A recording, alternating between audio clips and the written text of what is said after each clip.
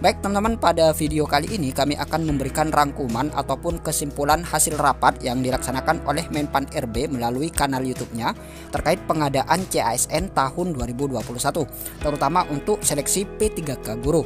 Nah, jadi buat teman-teman simak terus video ini, dan sebelum lanjut seperti biasa kami ingatkan kembali buat teman-teman yang masih belum subscribe ke channel ini, teman-teman subscribe terlebih dahulu dan tekan tombol loncengnya agar nantinya teman-teman selalu mendapat informasi-informasi terupdate terkait pendaftaran seleksi P3K ini. Baik teman-teman, kita langsung saja.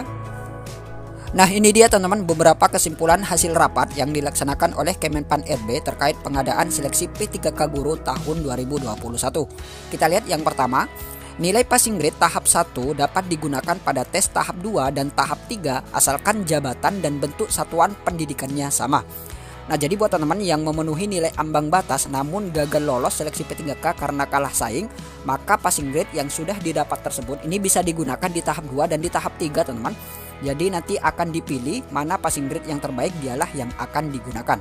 Jadi seperti itu. Misal teman-teman di tahap pertama mengikuti seleksi P3K dan ternyata teman-teman lolos passing grade. Kemudian setelah perankingan ternyata teman-teman ini kalah saing ataupun kalah nilai dari pelamar. Nah, otomatis teman-teman kan tidak lolos di tahap pertama namun lolos passing grade.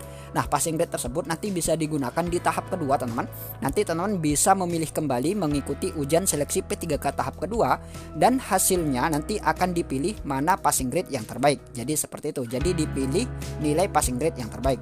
Begitu juga untuk seleksi P3K di tahap yang ketiga. Jadi nanti akan dipilih teman-teman antara passing grade tahap pertama, kedua, dan ketiga. Yang terbaik dialah yang akan digunakan. Jadi seperti itu. Asalkan jabatan dan bentuk satuan pendidikannya ini sama. Misal pada seleksi kompetensi tahap pertama, pelamar yang memiliki sertifikasi sejarah melamar guru IPS pada sekolah menengah pertama atau SMP dan lulus nilai ambang batas namun tidak lulus seleksi ataupun kalah saing. Kemudian pada seleksi kompetensi yang kedua ataupun tahap kedua, pelamar tersebut memilih kembali teman-teman dan memilih formasi atau jabatan guru kelas pada sekolah dasar atau SD. Nilai seleksi kompetensi 1 ini tidak dapat digunakan teman-teman karena peserta tersebut mendaftar di jabatan yang berbeda. Jadi seperti itu. Kemudian yang nomor 2, semua peserta harus membuat akun di awal. Nah, jadi semua peserta yang berhak mengikuti seleksi P3K seperti guru honorer THK 2, guru honorer negeri, guru honorer swasta, dan juga lulusan PPG, ini semuanya harus membuat akun di awal teman-teman, walaupun jadwal ujiannya berbeda. Kita tahu sendiri teman-teman, untuk ujian seleksi P3K tahap pertama ini hanya dikhususkan bagi guru honorer THK 2 dan juga guru honorer negeri. Kemudian di ujian seleksi P3K tahap kedua ini diikuti oleh guru honorer yang tidak lulus dari seleksi P3K tahap pertama dan ditambah oleh guru swasta dan juga lulusan PPG. Begitu juga untuk seleksi P3K tahap ketiga teman-teman dapat diikuti oleh semua guru honorer yang tidak lolos di seleksi P3K tahap kedua. Jadi seperti itu. Jadi walaupun jadwalnya berbeda namun membuat akun ini bersamaan teman-teman, yaitu di awal pendaftaran. Jadi seperti itu. Kemudian yang nomor 3, setelah ujian seleksi ketiga masih terdapat formasi yang belum terpenuhi, maka dapat diisi oleh pelamar yang lolos passing grade dan berperingkat terbaik.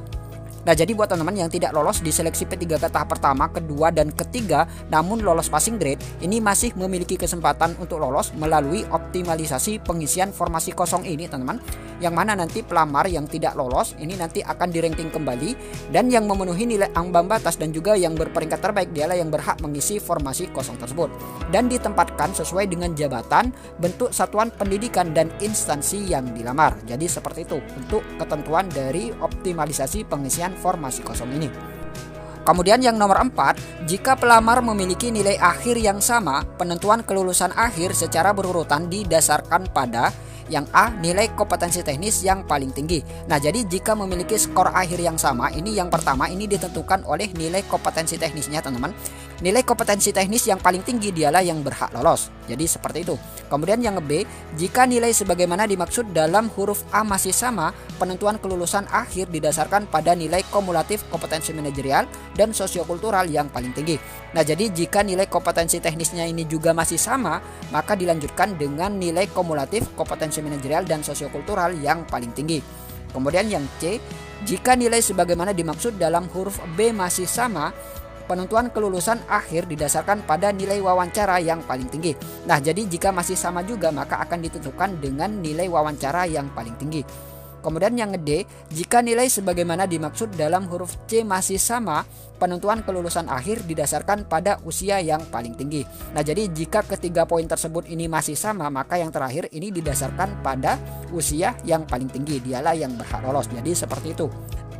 Nah, ini dia teman-teman peraturan Menteri Pendayagunaan Aparatur Negara dan Reformasi Birokrasi Republik Indonesia nomor 28 tahun 2021 tentang pengadaan pegawai pemerintah dengan perjanjian kerja untuk jabatan fungsional guru pada instansi daerah tahun 2021. Kita langsung ke poin pentingnya saja teman-teman. Kemudian kita lihat di sini adalah bab kedua teman-teman, yaitu persyaratan pelamar. Pasal 4 kita lihat yang ayat 1, pelamar yang dapat melamar sebagai P3K jabatan fungsional guru pada instansi daerah tahun 2021 terdiri atas yang pertama yaitu THK2. Kemudian yang B, guru non ASN yang terdaftar di Dapodik. Kemudian yang C, guru swasta yang terdaftar di Dapodik. Dan yang D ini adalah lulusan PBG. Nah, jadi inilah teman-teman 4 kategori yang bisa mendaftar seleksi P3K guru tahun 2021. Kemudian kita lihat yang ayat 2, pelamar sebagaimana pada ayat 1 harus memenuhi persyaratan umum. Nah, jadi ini adalah persyaratan umum, salah satunya yaitu usia paling rendah 20 tahun dan paling tinggi yaitu 59 tahun pada saat pendaftaran. Kemudian kita lihat lagi. Nah, kemudian di sini ada bagian ke-6 teman-teman, yaitu pelamaran. Kita lihat di sini ayat ke-1, pelamaran sebagaimana dimaksud dalam pasal 12 ayat 2 huruf C dilakukan secara daring melalui SSCASN dengan terlebih dahulu membuat akun dan disertai dengan proses pengunggahan dokumen yang dipersyaratkan secara elektronik. Kemudian kita lihat ayat yang kedua, pembuatan akun sebagaimana dimaksud pada ayat 1 hanya dapat dilakukan sebanyak 1 kali di awal pembukaan seleksi P3K jabatan fungsional guru tahun 2021. Nah, jadi untuk pembuatan akun ini hanya dapat dilakukan sebanyak 1 kali teman-teman, yaitu di awal pembukaan seleksi P3K guru ini.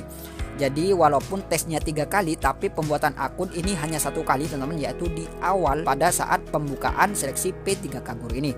Kemudian kita lihat ayat ketiga, pelamar dapat melamar pada satu jenis jalur kebutuhan ASN yaitu PNS atau P3K. Nah, jadi nanti pelamar ini memilih teman-teman apakah akan memilih seleksi PNS ataupun seleksi P3K. Jadi tidak boleh memilih keduanya. Jadi harus memilih salah satu. Jadi pertimbangkan baik-baik pada tahun anggaran yang sama. Nah, jadi pada tahun 2021 ini teman-teman harus memilih salah satu antara PNS atau P3K. Kemudian kita lihat ayat keempat, pelamar sebagaimana dimaksud pada ayat 3 hanya dapat melamar pada satu instansi dan satu kebutuhan jabatan. Nah, jadi pelamar ini hanya dapat memilih satu instansi dan satu kebutuhan jabatan. Misal, teman-teman melamar di instansi Kabupaten Bondowoso dengan jabatan guru kelas SD misalkan. Nah, jadi teman-teman tidak boleh melamar di jabatan lain ataupun di instansi lain. Jadi teman-teman harus melamar di satu instansi dan satu kebutuhan jabatan yang dibutuhkan. Jadi seperti itu. Kemudian kita lihat ayat 5, dalam hal pelamar sebagaimana dimaksud pada ayat 3 diketahui melamar yang A, lebih dari satu instansi dan atau satu jenis jabatan dan atau jenis jalur kebutuhan PNS atau menggunakan 2 nomor identitas kependudukan yang berbeda yang bersangkutan dianggap gugur dan atau dapat dikenakan sanksi sesuai ketentuan peraturan perundang-undangan.